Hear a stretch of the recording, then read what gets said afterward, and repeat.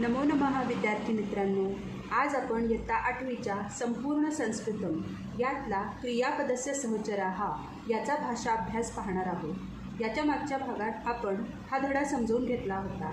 यामध्ये आपण कारक विभक्ती आणि वाक्य कशी तयार होतात याची माहिती घेतली।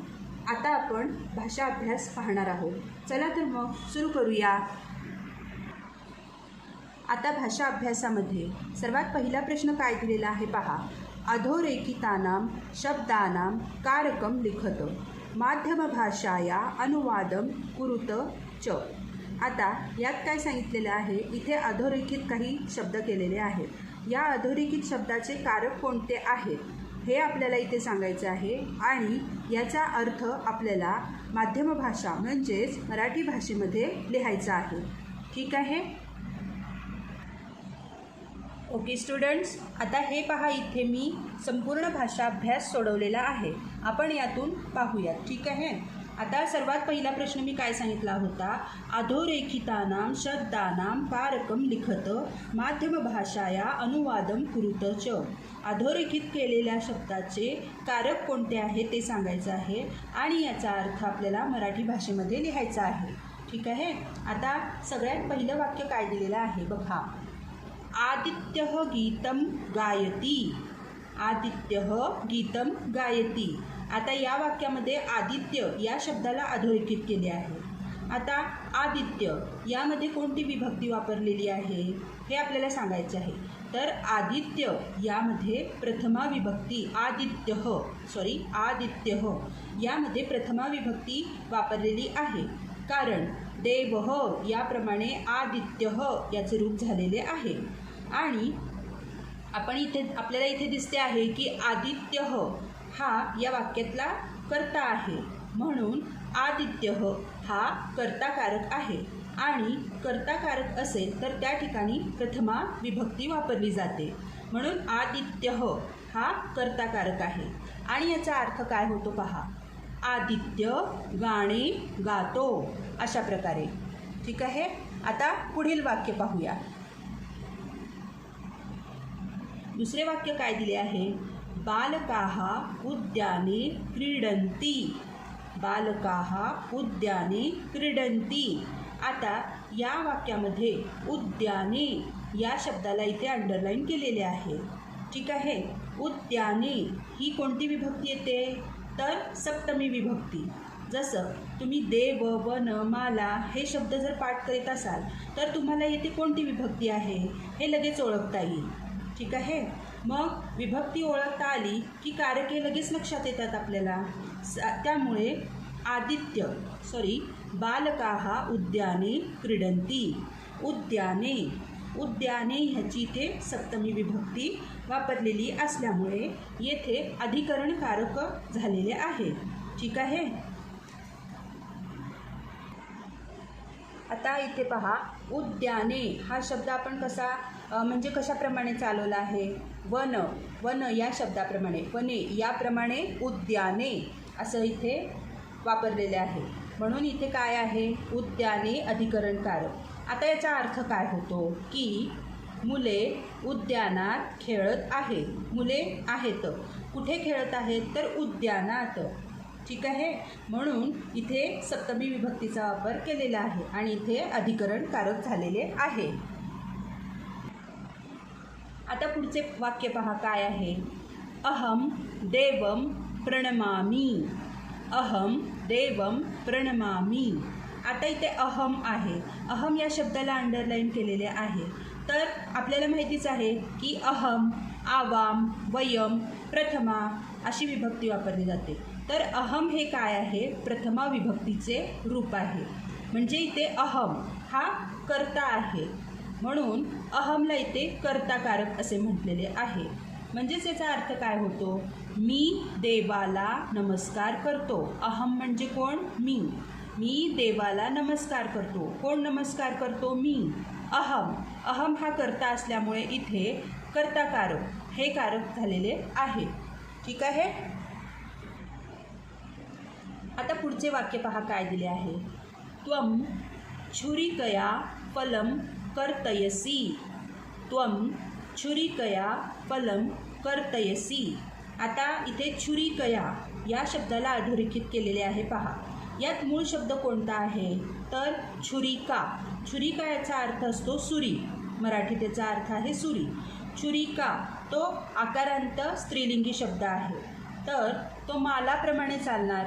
जसं माला आकारांत स्त्रीलिंगी शब्द आहे ना, त्याप्रमाणे छुरिका हा शब्द जो आहे तो या मालाप्रमाणे चालवला जाईल. जसे मालया तसेच छुरिकया ही तृतीया विभक्ती इथे वापरलेली आहे. तृतीया विभक्तीचा कारक असतो करणम म्हणजेच क्रियेचे साधन. तृतीया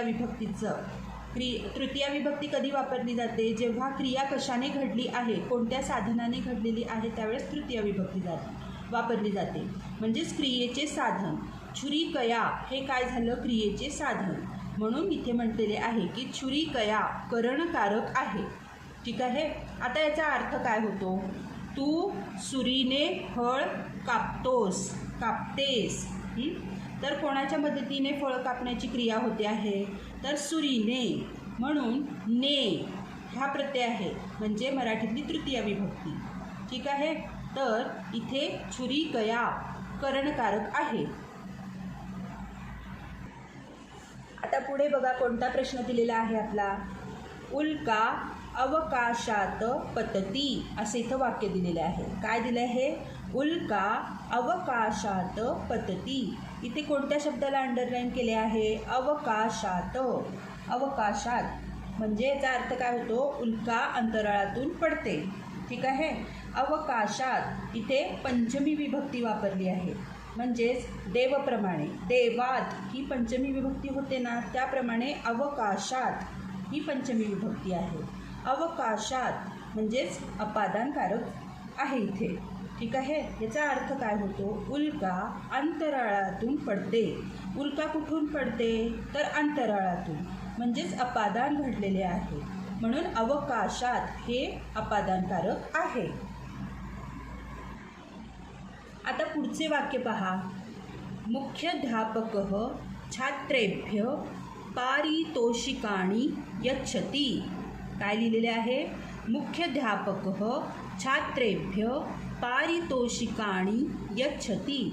आता इथे दोन शब्दांना अधोरेखित केलेले आहे. छात्रेभ्य पारितोषिकाणी. ठीक आहे.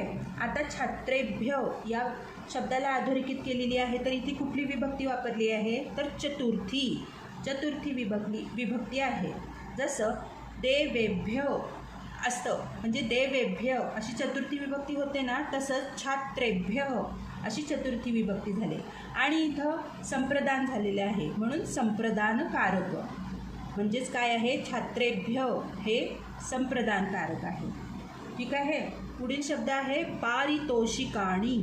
पारितोषिकाणी म्हणजेच इथे मूळ शब्द आहे पारितोषिक बक्षीस. याची कुठली विभक्ती वापरली आहे तर द्वितीया विभक्ती वापरलेली आहे. पारितोषिकाणी द्वितीया विभक्ती वापरली आहे. जसे वनानी होते ना तसंच पारितोषिकाणी. आता पारितोषिकाणी हे या वाक्यातले कर्म आहे म्हणून इथे पारितोषिकाणी हे कर्मकारक आहे. ठीक आहे. आता याचा अर्थ बघा काय होतो. मुख्याध्यापक विद्यार्थ्यांना बक्षिसे देतात. मुख्याध्यापक विद्यार्थ्यांना काय देतात बक्षिसे देतात. मग कर्म कोणतं आहे बक्षिसे. पारितोषिकाणी म्हणून इथे कर्मकारक असं सांगितलेलं आहे. ठीक आहे. आता पुढचे वाक्य बघा काय दिलं आहे. वयम चित्रपटम पश्याम. आता इथे कुठल्या शब्दाला अधोरेखित केलं आहे चित्रपटम या शब्दाला अधोरेखित केलेलं आहे. वयम म्हणजे काय तर आम्ही चित्रपट पाहतो असं इथे या वाक्याचा अर्थ होतो. तर चित्रपटम हे काय आहे कर्म आहे. काय पाहतो तर चित्रपटम हे कर्म आहे म्हणून चित्रपटम हे कर्मकारक झालेले आहे. आणि जेव्हा कर्मकारक असतं त्यावेळेस द्वितीया विभक्ती वापरलेली जाते. ठीक आहे. म्हणून ह्याचं चित्रपटम असे झालेले आहे. तर ह्याचा अर्थ काय होईल आम्ही चित्रपट पाहतो अशा प्रकारे. आता पुढचे वाक्य पहा काय दिले आहे. पितामह पितामहः प्रभाते वृत्तपत्रं पठति. पितामहः म्हणजेच आजोबा, प्रभाते म्हणजे सकाळी, आजोबा सकाळी वृत्तपत्र वाचतात. आता पितामह या शब्दाला अधोरेखित केलेले आहे. तर पितामह हे काय आहेत? ह्या वाक्यातला कर्ता आहे, म्हणून पितामह हा कर्ताकारक आहे. ठीक आहे. तर हा जो शब्द आहे देवप्रमाणे चालवले आहे. जसं देवः त्याप्रमाणे पितामह असं प्रथमा विभक्ती इथे वापरलेली आहे, म्हणून पितामह हा काय आहे? कर्ताकार. आणि दुसरा शब्द काय आहे? प्रभाते. प्रभाते कधी वाचतात? आजोबा वृत्तपत्र कधी वाचतात? तर सकाळी. प्रभाते म्हणजेच अधिकरणकारक झालेले आहे. जेव्हा अधिकरणकारक होतं त्यावेळेस सप्तमी विभक्ती वापरली जाते. इथे काय दिले? तर क्रियेची वेळ दर्शवलेली आहे आपल्याला. ठीक आहे. क्रिया कधी झाली हे सांगितलेलं आहे. मग याचा अर्थ काय होतो? आजोबा सकाळी वृत्तपत्र वाचतात, अशा प्रकारे. आता पुढचे वाक्य पहा. गिर्यारोहकः शिखरात यष्टिकाभ्याम अवतरति.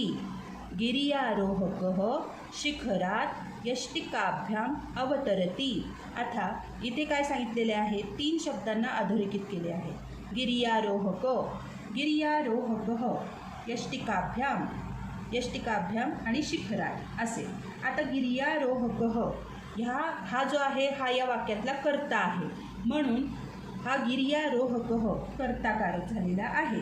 जेव्हा कर्ताकारक असेल त्यावेळेस आपण द्वितीय विभक्ती वापरतो. ओके. शिखरात, शिखरात हे अपादानकारक झालेले आहे. अपादानकारक जेव्हा असते त्यावेळेला आपण पंचमी विभक्ती वापरत असतो. इथे कुठून खाली उतरतात? तर शिखरावरून खाली उतरतात. पुढे आपण याचा वाक्याचा अर्थ पाहणारच आहोत. तर इथे काय सांगितलं? शिखरावरून खाली उतरतात, म्हणजे इथे अपादान घडलेले आहे, म्हणून अपादान म्हणजे काय? वेगळे होणे. ठीक आहे. म्हणून शिखरात ही पंचमी विभक्ती इथे वापरलेली आहे. तर आणि कशाच्या साहाय्याने उतरता आहे? तर यष्टिका, यष्टिका म्हणजे काठीच्या साहाय्याने, म्हणून यष्टिकाभ्याम इथे करणकारक झालेले आहे. आणि जेव्हा करणकारक असते त्यावेळेस आपण तृतीया विभक्ती वापरतो. ठीक आहे. आता याचा अर्थ पाहूया आपण. या वाक्याचा अर्थ काय झालेला आहे? तर गिर्यारोहक शिखरावरून 2 काठ्यांच्या साहाय्याने खाली उतरतात, अशा प्रकारे याचा अर्थ होतो. ठीक आहे. ओके स्टुडंट्स, आता दुसरा प्रश्न बघा काय दिलेला आहे. क्वेश्चन नंबर 2 आहे. प्रश्न दुसरा. योग्य विभक्ती रूपम योजयत, म्हणजे विभक्तीचे योग्य रूप इथे वापरा, असा याचा अर्थ होतो. पहिलं वाक्य काय दिलेले आहे? युवकः डॅश धनम आनयती.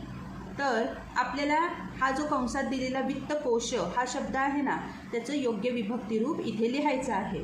ठीक आहे. मग वित्तकोश या शब्दाचं योग्य रूप इथे आपल्याला लिहायचं आहे.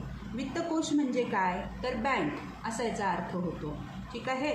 म्हणजे युवक वित्तकोशातून म्हणजे बँकेतून पैसे आणतो, असा याचा मराठी अर्थ झाला. तू कुठून पैसे आणतो? बँकेतून. तून म्हणजेच ऊनहून हे प्रत्यय आले, म्हणजे पंचमी विभक्ती लागेल इथे. ओके. मग आपण हे जे वित्तकोश हा जो शब्द आहे याची पंचमी विभक्ती इथे वापरायची आहे. ती काय होणार? वित्तकोशात. वित्तकोशात. जसे देवात याप्रमाणे वित्तकोशात, म्हणजेच युवकः वित्तकोशात धनम आनयती, अशा प्रकारे याचं विभक्ती रूप होतं. ठीक आहे. आता दुसरे वाक्य पहा काय दिले आहे. आपणिकः डॅश धान्यम तोलयती. आपणिकः डॅश धान्यम तोलयती. आपणिक म्हणजे काय? दुकानदार. तोलयती म्हणजे काय? मोजणे. दुकानदार वजन काट्याच्या साहाय्याने धान्य मोजतो. आता इथे कंसात दिलेला शब्द आहे तुला, म्हणजेच वजन काटा. याचं योग्य विभक्ती रूप आपल्याला इथे लिहायचं आहे. अर्थ काय होतो की दुकानदार वजन काट्याच्या साहाय्याने धान्य मोजतो. तर कशाच्या मदतीने मोजतो तर वजन काट्याच्या. ठीक आहे. मग वजन काट्याला इथे तुला म्हटलेले आहे, म्हणजेच तुला हे क्रियेचे साधन आहे. क्रियेचे साधन असल्यामुळे इथे आपण तृतीया विभक्ती वापरणार आहे, म्हणजे करणकारक झालं तृतीया विभक्ती.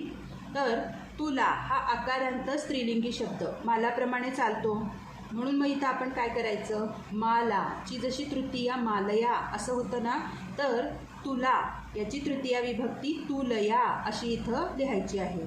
मग काय होईल हे वाक्य, आपणिकः तुलया धान्यम तोलयती अशा प्रकारे. आता पुढचं वाक्य बघा, भ्राता डॅश शाटिकाम यच्छति. भ्राता डॅश शाटिकाम यच्छति. भ्राता म्हणजे काय, भाऊ. बहिणीला साडी देतो. शाटिकाम म्हणजे काय, साडी देतो. यच्छति म्हणजे देणे. भाऊ बहिणीला साडी देतो. आता कंसात दिलेला शब्द आहे भगिनी. याचं योग्य विभक्ती रूप आपल्याला इथं लिहायचं आहे. तर ज्याला द्यायचे आहे त्याची आपण चतुर्थी विभक्ती करत असतो, म्हणजेच भगिनी या शब्दाची आपल्याला चतुर्थी विभक्ती इथे लिहायची आहे. भगिनी शब्द दीर्घ इकारांत नदीप्रमाणे चालतो, म्हणजे नदीची चतुर्थी विभक्ती नद्यै असं होतं ना, त्याप्रमाणेच भगिनी ह्याची चतुर्थी विभक्ती भगिन्यै असं होणार आहे. मग वाक्य काय होईल, भ्राता भगिन्यै शाटिकाम यच्छति. ठीक आहे. आता पुढचे वाक्य पहा, प्रदर्शिनी. हे कंसात दिलेले वाक्य आहे. डॅश आपल्याला चौथं वाक्य बघायचं आहे. पितामह डॅश पूजयती. पितामह म्हणजे आजोबा काय करतात, पूजा करतात. आजोबा पूजा करतात. मग कंसात दिलेला शब्द आहे देव. आजोबा देवाची पूजा करतात. अशा प्रकारे. तर देव हे या वाक्यातलं कर्म आहे. मग कर्म आहे तर याची आपल्याला द्वितीया विभक्ती वापरायला लागेल. जसं देव देवम, हे कर्म असल्यामुळे त्याची आपल्याला द्वितीया विभक्ती वापरायची आहे. तर वाक्य काय होणार आहे इथं, पितामह देवम पूजयती अशा प्रकारे करायचं आहे. आता पुढचे वाक्य पहा, प्रदर्शिनी डॅश चित्राणी संती असं दिलेले आहे. प्रदर्शिनी म्हणजे काय, प्रदर्शनात. प्रदर्शनात चित्राणी संती पुष्कळ चित्रे आहेत असं इथं याचा अर्थ होतो.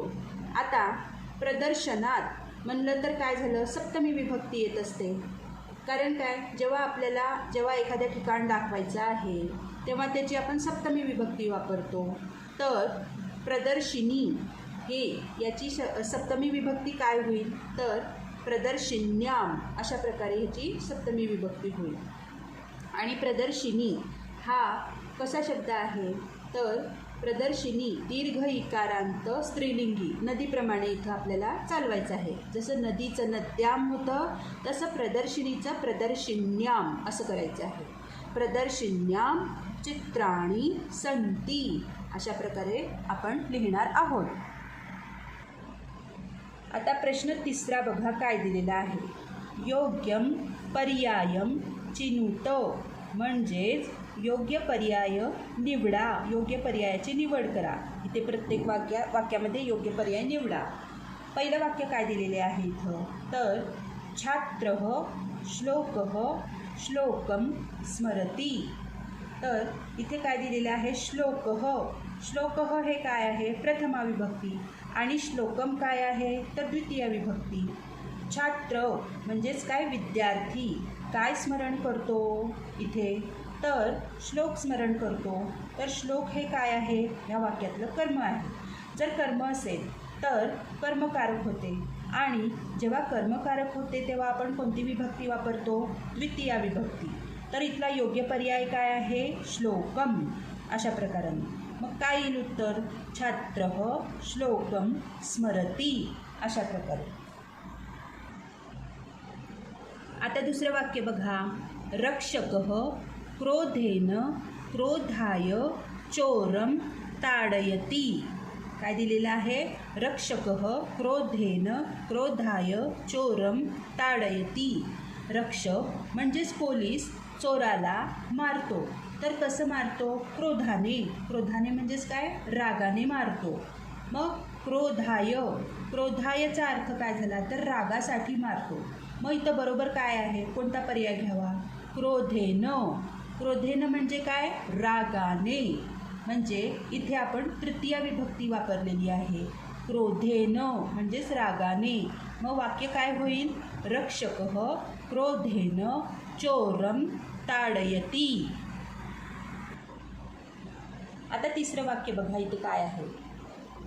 शिक्षकः छात्रेभ्यः छात्रैः पुस्तकानि यच्छति. तर शिक्षक पुस्तके देतात. यच्छति म्हणजे देणे. तर पूर्ण वाक्य कसं होईल? तर शिक्षक विद्यार्थ्यांना पुस्तके देतात. आता इथं ज्याला द्यायचे आहे त्याची चतुर्थी विभक्ती वापरली जाते. म्हणजे इथे संप्रदानकारक वापरायचं आहे. तर ते देवप्रमाणे चालेल. तर देवची चतुर्थी विभक्ती काय होईल? देव देवभ्यः. तसंच छात्र छात्रेभ्यः. देव देवेभ्यः. छात्र छात्रेभ्यः. अशा प्रकारे. मग इथला हा जो ऑप्शन आहे आपल्याला निवडायचा आहे. शिक्षकः छात्रेभ्यः पुस्तकानि यच्छति असं. आता चौथं वाक्य पहा. वाटिकायां वाटिकायाः जलधारायंत्रम अस्ति. वाटिका म्हणजेच काय? बाग. बागेमध्ये झाडाला पाणी देण्याचे यंत्र. म्हणजेच बागेमध्ये किंवा उद्यानात जलधारा यंत्र आहे असं इथे अर्थ होतं. तर कुठे आहे? बागेमध्ये. बागेमध्ये, उद्यानात म्हणजे काय? अधिकरणकारक झालं. मग इथं आपण कोणती विभक्ती वापरायला पाहिजे? सप्तमी विभक्ती. अधिकरणकारक असेल तर आपण सप्तमी विभक्ती वापरायला पाहिजे. तर वाटिका हा शब्द काय आहे? आकारांत स्त्रीलिंगी असतो. तो मालाप्रमाणे चालणार. मग जसं माला तर मालायाम असं होतं ना. तर वाटिकाचं वाटिकायाम असं होणार. म्हणून इथे वाक्य काय होईल? वाटिकायाम जलधारायंत्रम अस्ति अशा प्रकारे. पुढचं वाक्य पहा. आकाशे आकाशात तारकाः पतन्ति. काय दिले? आकाशे आकाशात तारकाः पतन्ति. म्हणजेच आकाशातून तारका पडतात. आकाशातून म्हणजेच ऊन होऊन प्रत्यय लागला. म्हणजे पंचमी विभक्ती वापरायला पाहिजे. पंचमी विभक्ती केव्हा वापरतात? जेव्हा अपादानकारक असते तेव्हा. तर पंचमी विभक्ती कोणती? आकाशात. आकाशात. मग इथं वाक्य कसं होईल? आकाशात तारकाः पतन्ति अशा प्रकारे. ठीक आहे. आता सहावं वाक्य बघा काय आहे? मंत्री महोदयः कार्यक्रमस्य कार्यक्रमम् उद्घाटयति. मंत्री महोदयः कार्यक्रमस्य कार्यक्रमम् उद्घाटयति. म्हणजेच मंत्री महोदय कार्यक्रमाचे उद्घाटन करतात. काय करतात? तर उद्घाटन करतात. म्हणजे कार्यक्रमाचे हे काय झालं? कर्म आहे. ज्यावेळेस कर्म असेल तेव्हा कर्मकारक असते आणि त्यावेळेला आपण द्वितीय विभक्ती वापरत असतो. तर इथे काय लिहायचं आहे? कार्यक्रमम अशा प्रकाराने लिहायचं आहे. तर वाक्य काय होईल? मंत्री महोदयः कार्यक्रमम उद्घाटयति. ठीक आहे. Okay student. मग अशा प्रकारे आपण आज भाषा अभ्यासाचे 3 प्रश्न पाहिलेले आहेत. मग आता ह्याच्या पुढील भागामध्ये आपण या भाषा अभ्यासातले उरलेले प्रश्न पाहूयात. आणि चला तर मग पुढे भेटूया. आपण पुढच्या भागामध्ये भेटूयात. धन्यवाद. पुनर्मिलामः. आणि अजून एक सांगायचं आहे आपल्याला की जर माझा व्हिडिओ आपल्याला आवडला असेल तर लाईक शेअर सबस्क्राईब जरूर करा. धन्यवाद.